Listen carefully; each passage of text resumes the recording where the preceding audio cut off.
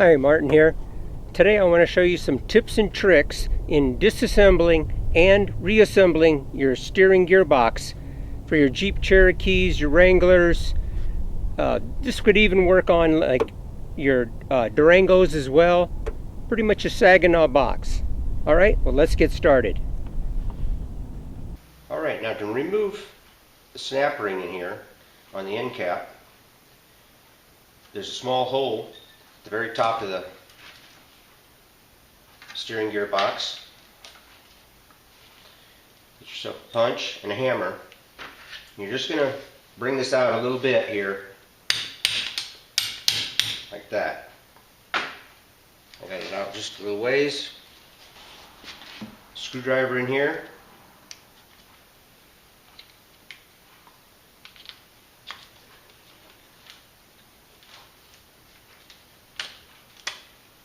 Just like that. Now, my favorite way to get this end cap out is not pry it out or anything like that, but to simply turn the end of the stub shaft, just carefully put a pair of vice grips on the end. I mean, you don't got to put it on very tight because you certainly don't want to ruin these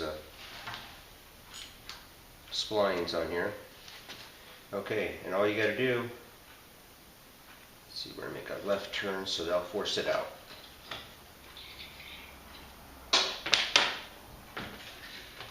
And when that piston gets down here, it'll just start pushing that cap out, just like it's doing right now. Ta-da!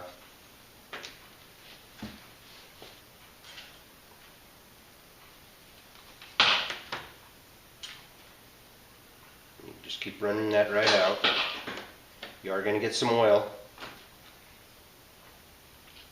There you go.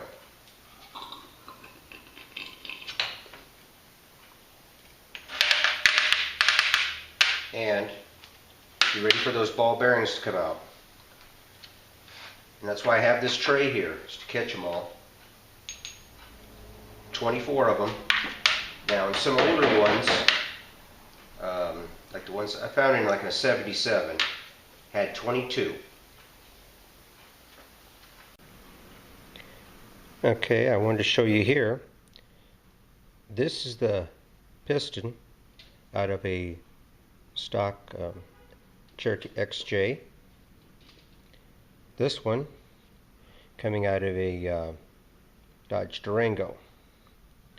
Now actually this one here is actually out of a Cadillac, but it is the same diameter as one out of a Dodge Durango. And it is not hard to see the difference. You're looking at a little over 3/8 of an inch. Okay.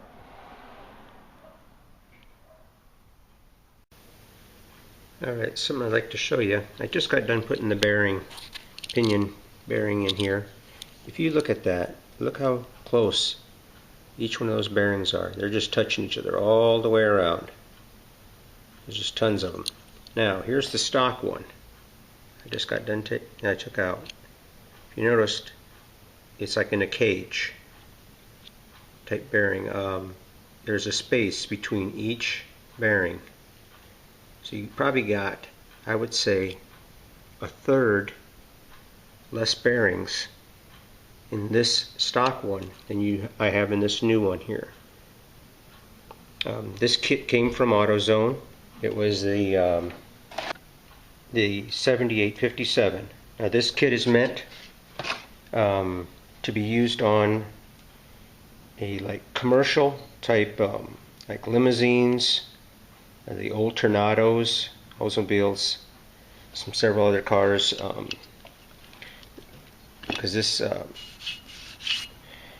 this box came out of a 77 Cadillac Fleetwood limousine. It has the 4th bolt, which you won't find on, let's say, a Durango box or your stock XJ box. I did take the gears out of a Durango box. This is a gear set out of a Durango box. That would be a 98 and 99 non-snowplow version. And this is a variable ratio, 16.1 to 13.1. And how you get that, you can see the center tooth right here, very way larger than the other two. And here is a piston that actually came out of the Cadillac. You can definitely see the difference where these teeth are all the same size. Now this is a 17 to 1 ratio. I wouldn't use that in a Jeep Cherokee because it is gives you a 4 lock-to-lock turn on your steering wheel. So it's going to turn 4 times from all the way left to all the way right. And you don't want that because it will break the clock spring. It's in the steering column.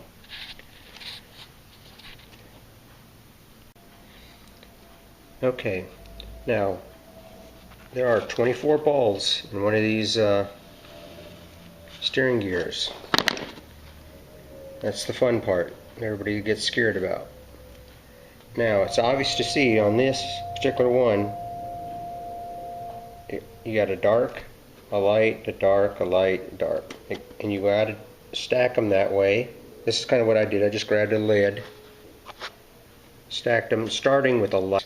I've already put 3 of them into the gearbox. So let's say you get interrupted. You don't have to remember, hey, did I leave off with a light or a dark?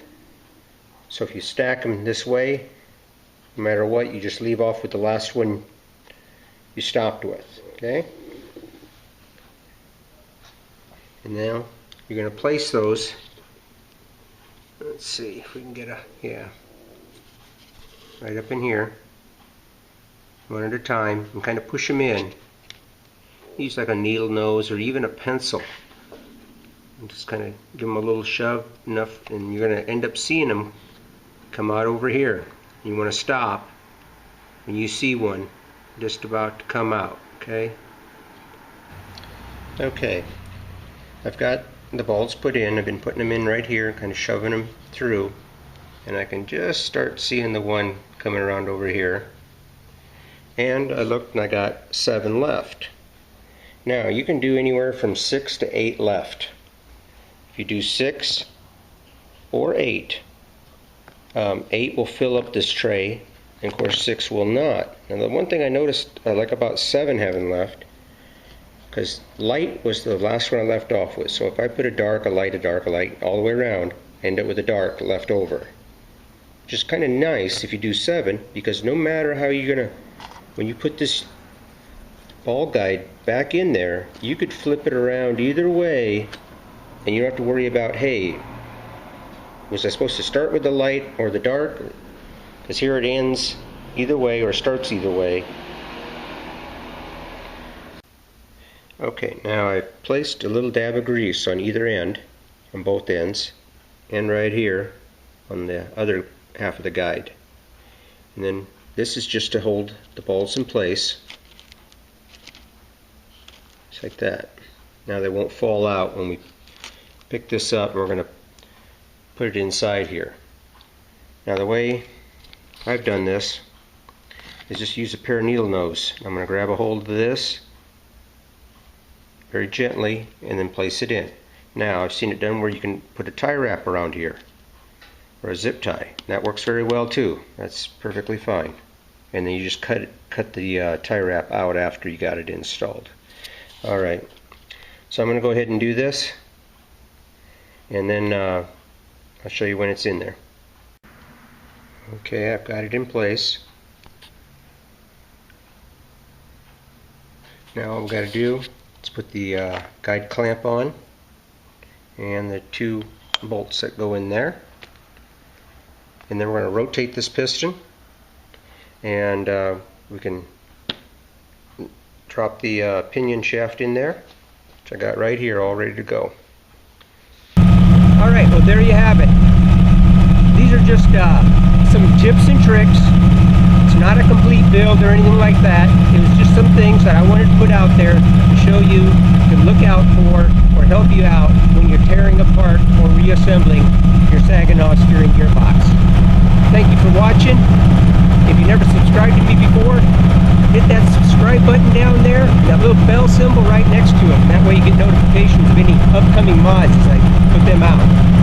Alright, thanks for watching.